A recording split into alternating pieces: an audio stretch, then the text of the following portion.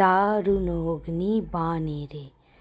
এত গরম পড়েছে আর পারা যাচ্ছে না। চলো ঘরে যা কিছু আছে সেই দিয়ে আইসক্রিম বানাই আর তোমাদেরও শেখাই। দেখো কি কি লাগবে। কাজু বাদাম লাগবে, কলা লাগবে 5টা, কোকোয়া পাউডার আর ড্রিঙ্কিং চকোলেট যদি থাকে তাহলে ওইটা মোটামুটি 1 চামচ করে নিতে হবে। কোকো পাউডারটা একটু কম আর ড্রিঙ্কিং চকলেটটা একটু বেশি নিতে হবে, নাহলে তেতো হয়ে যাবে। এবারে 1 বাটি নিতে হবে দুধ, ভ্যানিলা এসেন্স কয়েক ড্রপ দিতে হবে, আর কাজু বাদাম দেখালাম বাটিতে ছিল, আর হানি দিয়ে দিতে হবে যেরকম মিষ্টি খেতে চাও।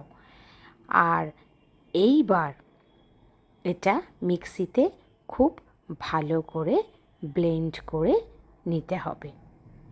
আমি একটু বেশি দিলাম হানিটা, আইসক্রিমটা মিষ্টি হলে ভালো লাগবে, কারণ চিনি একদমই দিইনি, এটা খুবই হেলদি। এই দেখো ব্লেন্ড করা এরকম হয়ে গেছে। এবার একটা কন্টেনারের মধ্যে ঢালবো, ঢেলে এটাকে ডিপ ফ্রিজের মধ্যে দিয়ে দেব জমতে। মোটামুটি 4-5 ঘন্টা রেখে দিলে একদম খুব ভালো আইসক্রিম হয়ে যাবে।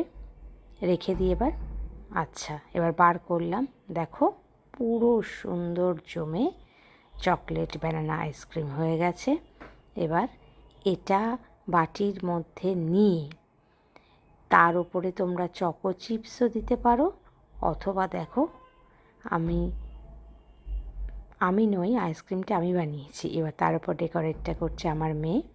ও ওরিও বিস্কুট ছিল, সেই ওরিও বিস্কুট দিয়ে ওপরে সুন্দর করে ডেকোরেট করে নিচ্ছে।